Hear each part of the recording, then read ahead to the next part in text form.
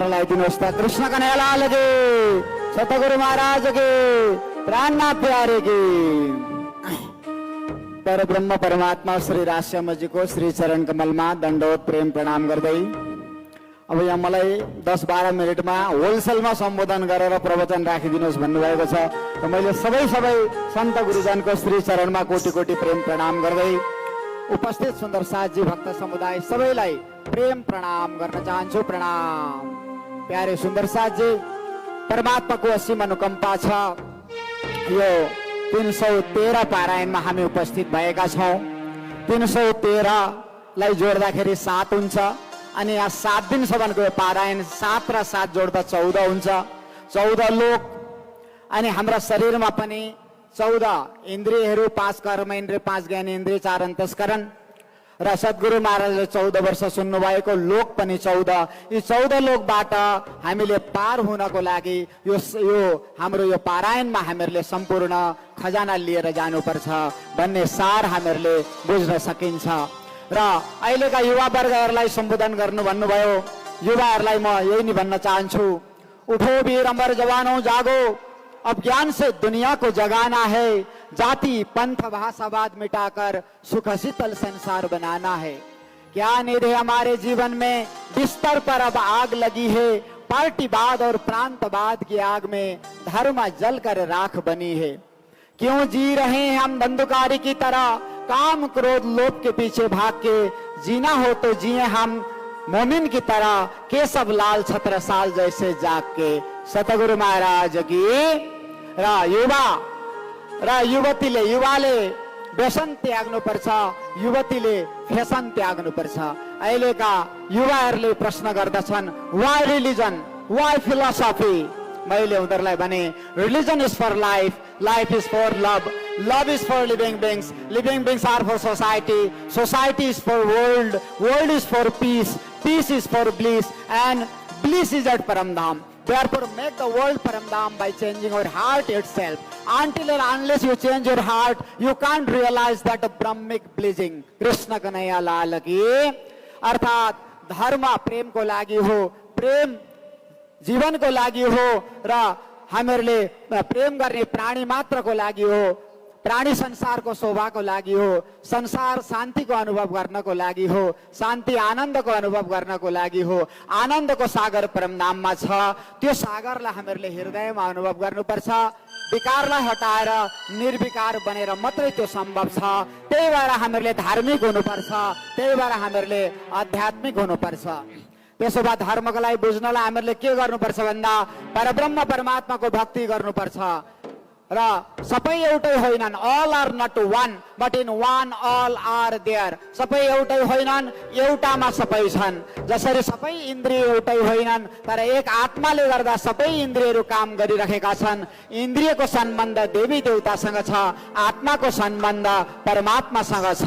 त्यही भएर हामीहरूले परमात्माको अनन्य भावले भक्ति गर्नुपर्छ अनि जीवन सफल हुन्छ।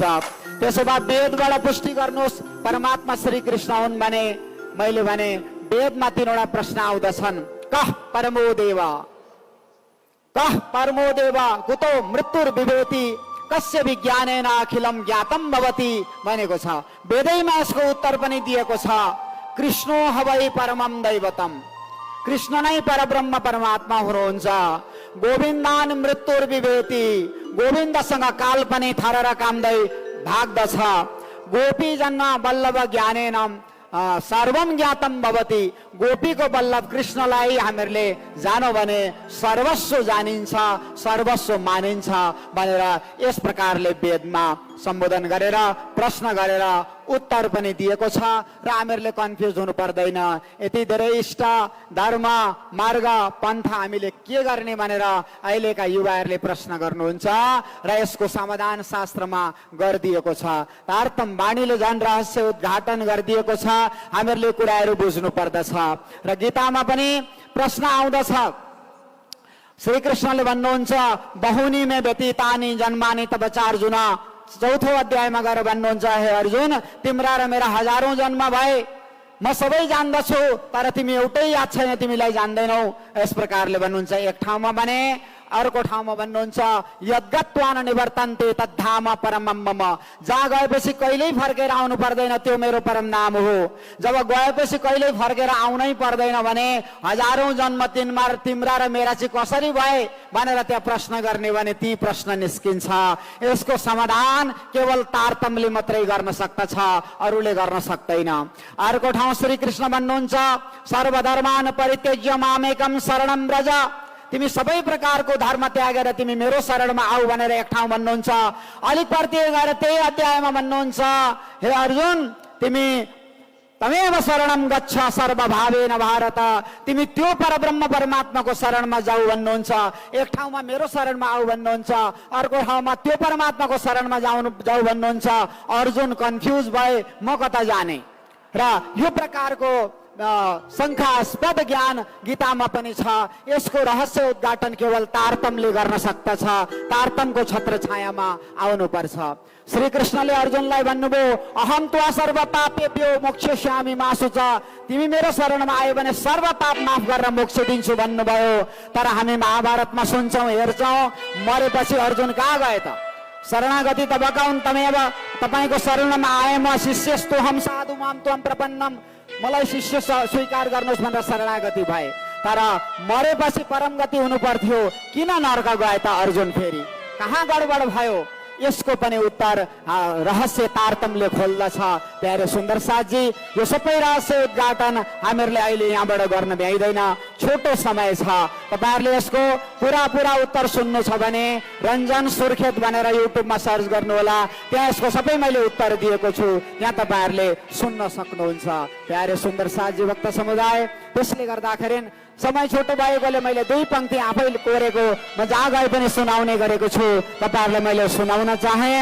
अहिलेका युवाहरूको लागि र अलमस्त युवा मदमस्त हुआ घनघोर घटा कहे मैं बड़ा तो अंधकार में क्यों पड़ा, अंधकार कहे मैं बड़ा तो सूर्य से क्यों उड़ा, सूर्य कहे मैं बड़ा तो बादल में क्यों छिपा, बादल कहे मैं बड़ा तो हवा से क्यों उड़ा, हवा कहे मैं बड़ा तो पर्वत क्यों न हिला, पर्वत कहे मैं बड़ा तो चूहा से छेद क्यों हुआ, चूहा कहे मैं बड़ा तो बिल्ली से क्यों मरा, बिल्ली कहे मैं बड़ी तो सिंह से क्यों डरी, सिंह कहे मैं बड़ा तो इंसान के बस में क्यों पड़ा, इंसान कहे मैं बड़ा तो नामखिम में क्यों खड़ा, इंसान कहे मैं बड़ा तो धरती में क्यों खड़ा, धरती कहे मैं बड़ा तो शेष के फण में क्यों पड़ा, शेष कहे मैं बड़ा तो शंकर के गले में क्यों पड़ा, शंकर कहे मैं बड़ा तो कैलाश में क्यों खड़ा, कैलाश कहे मैं बड़ा तो रावण से क्यों हिला, रावण कहे मैं बड़ा तो बाली के काखी में क्यों पड़ा, बाली कहे मैं बड़ा तो राम के बाण से क्यों मरा, राम कहे मैं बड़ा तो विष्णु कृष्ण बन के क्यों आया,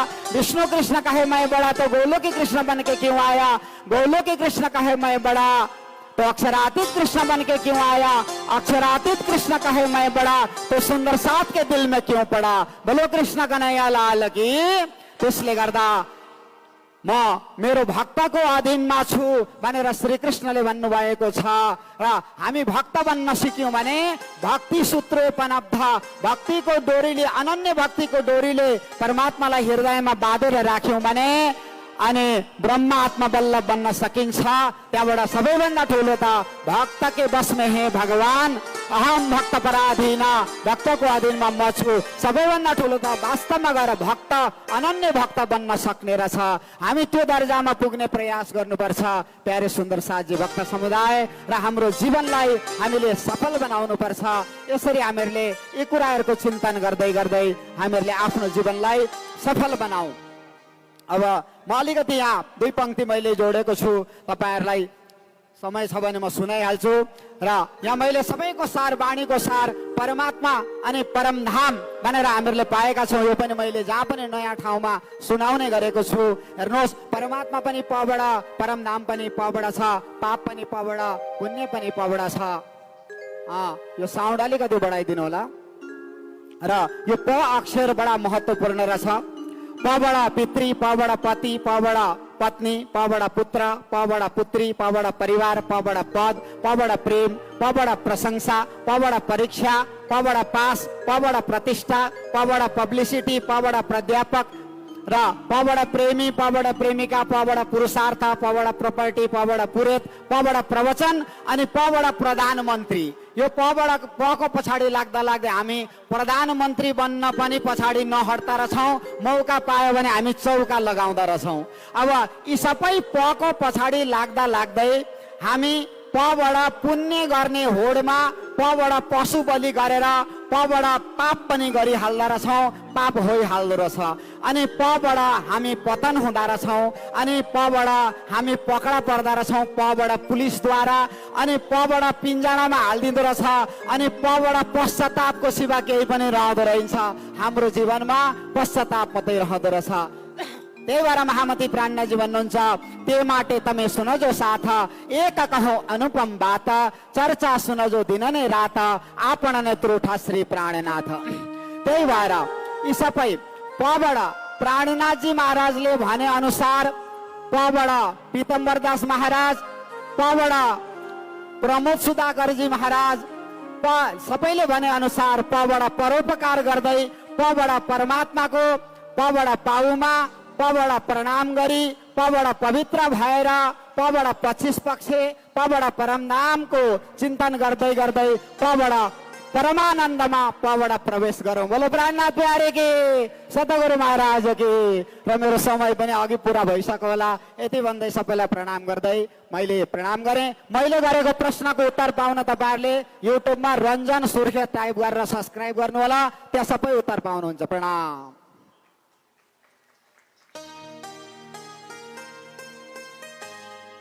परमादरणीय रञ्जन राज महाराजजीलाई यो छोटो उद्बोधनमा सम्पूर्ण उपस्थित सुन्दर शाहजीको आत्मा जागृत गराइदिनु भएकोमा उहाँलाई हार्दिक साधुवाद। उहाँले छोटो समयमा गहन कुरा गर्नुभयो र यहाँलाई सम्पूर्ण आयोजक समिति हार्दिक साधुवाद प्रकट गर्दछ। र हामी यसरी नै टाढा टाढाबाट आउनुहुने परम पूज्य साधु सन्त महाराजजीबाट हामी प्रवचन श्रवण गर्ने नै छौँ। तसर्थ आजको लागि यहाँ समयको पाबन्दी पनि छ र अब भने उक्त प्रवचनहरू हामी भोलिको समयमा पनि राख्नेछौँ। भोलिको समयमा पनि, भोलि पनि चौथो दिवसको दिन पनि हामी प्रवचन यहाँ राख्ने नै छौँ। र आजको लागि भने यहाँ एउटा छोटो भजन प्रस्तुत सँगसँगै आजको कार्यक्रम यहाँ नै समापन भएको घोषणा गर्न चाहन्छु। र यसको निम्ति एउटा सुन्दर एक अन्तरा भजन प्रस्तुत गरिदिनुहोस् भनेर भजन गायिका अर्चना शर्माज्यूलाई यहाँबाट निवेदन गर्न चाहन्छु। बोल श्री प्राणनाथ प्यारे की जय हो।